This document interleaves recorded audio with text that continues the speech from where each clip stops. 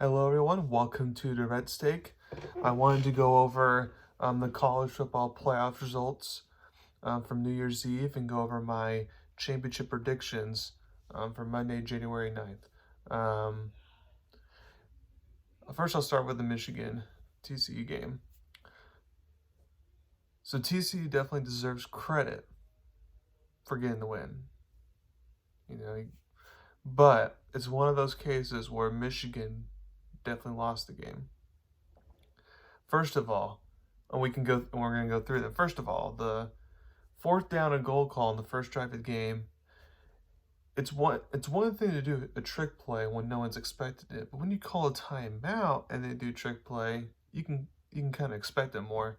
So that Philly special call was not great, um, and I personally I do not like that. For me, when you're in a fourth down and short situation, for me I always want it in my quarterback's hands. And hopefully my quarterback is mobile. So then that way he can look for a pass or a clear pass, and then if there's not, then he can go run for it. So that way it's not just, you know, I'm gonna hand it to the running back or I'm gonna hand it off to a receiver for a jet sweep and he has to solely make the play. No, it's like there can be more people involved when you have the quarterback do RPO option, but they did not do that. And then later on, Michigan scores a touchdown. At least they thought it was a touchdown because the rules a touchdown, but the refs are like, oh no, you're short the 1 yard line. Which, by the way, I thought was a touchdown because while his butt, was like right before the end zone, like the ball, I feel like crossed the plane, so therefore I thought it was a touchdown. Especially when you rule a touchdown, you gotta have undisputable evidence. For me, I did feel like it's undisputable evidence. Um, and the refs are horrible this game. But the problem is the refs are horrible for TC as well. There's some questionable calls there as well. So that's why I can't really say the ref. I'm not really going to say the refs lost in the game because they're horrible on both fronts. Um, but anyways, because you get called back to the 1 yard line instead of just doing a quarterback sneak, which is the most, which is the play you should do, either that or just hand off to your running back. Edwards is a pretty good running back. You hand off to your fullback who has barely any carries all season and he fumbles it. It's like in the regular season that's one thing, but like in the playoffs, you need to use your best players. You don't need to use these backup players that you use sparingly that you don't know if is going to be clutch for you. You can't just do that, and that's Jim Harbaugh or the offense coordinator or a combination of both outsmarting themselves there.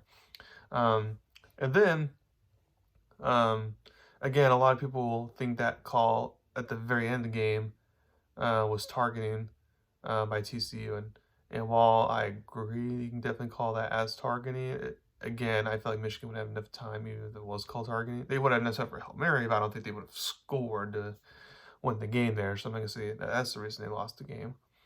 And then obviously the play at the end where they fumbled it, that's just a dumb play. But also the quarterback throwing 2 pick sixes is not great.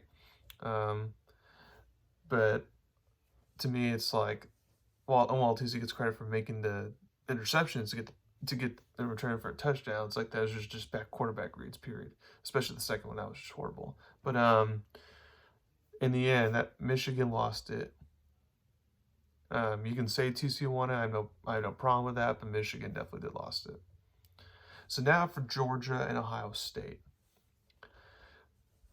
So I'll admit I was impressed by C.J. Stroud. Yes, I mean his offensive line did fine. Yes, he has good weapons. No one disputes that. But for me, the reason why I always had Bryce Young above C.J. Stroud is because Bryce Young's mobility. And with C.J. Stroud, like he can run, but you don't really see a lot of mobility with him. Like for me, I picture him as more of, while he can run if he absolutely has to, he's definitely more of a pocket passer. But in the Georgia game, he shows, oh no, I got the wheels, I can run and all that. So basically, he showed NFL scouts, hey, like I know Bryce Young's the favorite to go one, but maybe you should consider me too. But I feel like he did excellent, and I do feel like the star wide receiver, Marvin Harrison Jr., when he got knocked out, early in the second half, I do feel like that definitely didn't help Ohio State, and Georgia definitely benefited from that. Just like Georgia benefited when Jameson Williams got injured in the championship game against them last year. But injuries happen, so it's just something you have to deal with. If it's quarterback injury, that's a big thing. But other than that, it's like you're supposed to have a bunch of depth at all these different positions, basically. So it's something you have to deal with. Um, but I'm impressed with. I mean, I knew Ohio State's defense wasn't good. I was actually surprised at Ohio State's defense um, until the last couple minutes of the fourth quarter. They gave up 2 touchdowns straight. Before that point, I thought, wow, they're actually playing way better than what my expectations were for them going into that game. But then in the end, they collapsed. And then Georgia's defense, I mean, you don't typically expect that, but again, Georgia's defense has been, well, they haven't given up 40-something points, it's not them. They're definitely not the defense that was last year when it was like one of the best all-time defenses in college football last year. So I knew Ohio State, could score some points on them, and I was right about that. I predicted Georgia to win by just 1 point, by just like one possession, maybe if it's 2 possession, like 8 or 9, like 9 or 10 points or something. Like I didn't think it was going to be a blowout by any means, and sure enough, it wasn't. Um, but I mean, congrats to Georgia for getting the win there. Now you have a Georgia TCU championship game. Now Georgia should win this game.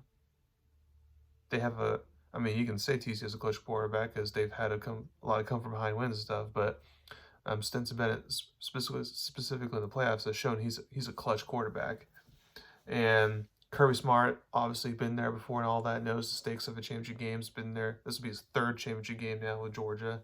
TCU, while, they passed one test and winning a semifinal game gets a good team, it's like they've never been to a championship game since they won back in the 1930s. So it's a different pressure there. I mean, of course, semifinal games, there's tons of pressure, but the championship game is just different. So you don't know how they're going to be. And with Georgia, they have the more physical athletes. They're like they recruit better and no disputing and all that. And again, it's a game they should win. But don't y'all feel that TCU is a team of destiny? Like for example, you have a bunch of Cinderella runs that they go like farther than you expect. Like for example, St. Peter's last year in March Madness went to Elite Eight. Like obviously they weren't gonna win it, but once you saw them get a couple upsets, you're like, okay, they could. They're like a team of destiny. I just feel like TCU, like while they should have won this game, I feel like, when destiny comes knocking on your door, and invites you in, and you got to go with it. And I feel like TCU is gonna find some magical, improbable way to win this game. Whether it's what they've been doing all season, they're down the whole time, then they come from behind late to win, or as they showed against Michigan, they can actually have a lead and then hang on for dear life. They show they can do that as well. Either scenario now, they've shown both ways that they can get it done. And we've been waiting for this team to crumble, and yes, they did lose to Kansas State in the Big 12 championship game, although I attribute that to Duggan not being 100% during that game, and then just TCU not having a bye week for the past 7 or 8 weeks, like since like the end of September. Like they didn't have any bye weeks, so they were just running on fumes at that point. As you saw, with a month off, the rest did them wonders. But I feel like TCU is going to find some way to win. Again, I won't be surprised by that. The only thing I'll be surprised about is if this game's a blowout. That's the only thing I'll be surprised about. Other than that, I expect anything to happen. But I'm going to take TCU to get the upset. And again, follow their destiny here, as I think is their destiny. And I think they'll win. They'll definitely cover. Like Georgia being favored by 13 points, that's definitely high. They'll definitely cover that spread. I feel like TCU will win maybe like by a field goal or something. Like it'll come down to the wire. Unlike last year where it was close to the beginning of the fourth quarter, but then Georgia started pulled away, I do think it will literally come down to the wire. So I'm looking forward to it. Thank you very much for listening to my podcast today. Please subscribe to my channel, join about me. Thank you very much. You have a wonderful day.